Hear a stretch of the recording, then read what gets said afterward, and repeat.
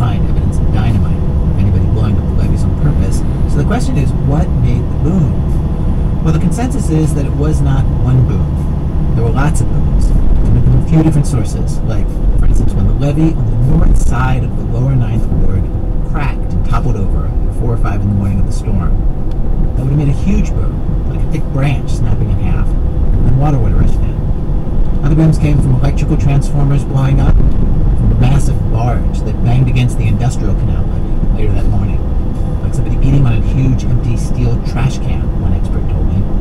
It came over the levee and landed in the lower Ninth. But it's also clear that people aren't crazy to believe that the levees were dynamited by the government. They believe that for some very good reasons. For starters, the government's done it before.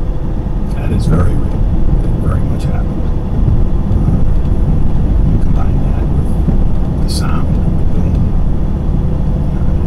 It's not surprising that theory has like.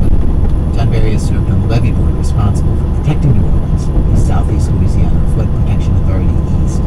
But he's a journalist, and before that he wrote a great book called Rising Tide about the 1927 flood that caused more devastation than Katrina did, and that led city officials to decide that they were going to save downtown New Orleans by blowing up the levees in an area where poor people lived, a spot that's just a 20-minute drive from the lower Ninth. All this with the consent of the governor, the federal government, and the president.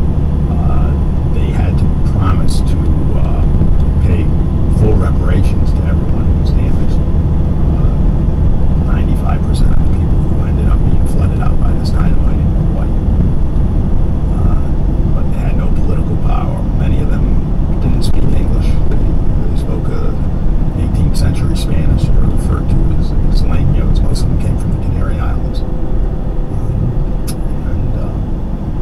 And it was dynamited. And it was kind of hard to do, right? It was very difficult to do. It was a very good levee. They just had to keep going back and blowing it up again and again. That's correct. How many people were displaced? Roughly 10,000. And did the government pay reparations? Well, it was the city of New Orleans that was supposed to pay the reparations. The city pretty much stiffed everyone who they made promises to.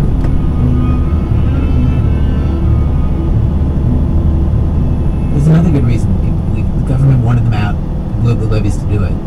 Gwen Adams, who you heard at the beginning of the show, talked to me about this. It's a more immediate reason, a more personal reason.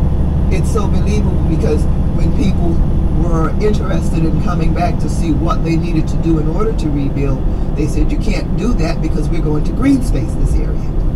We wanted to come back and see what our property looked like. They held us off at gunpoint. When you attempted to get permits to rebuild, they fought you tooth and nail at City Hall with permitting for every little thing. FEMA housing money was distributed with a formula that made it harder for families in the lower Ninth to rebuild. City services, running water, schools, arrived so much later in the lower Ninth. In other words, it's the things that the city and state did after the flood that made the idea that the government just wanted everybody out. They might have blown up the levees to achieve that. It seems so very credible.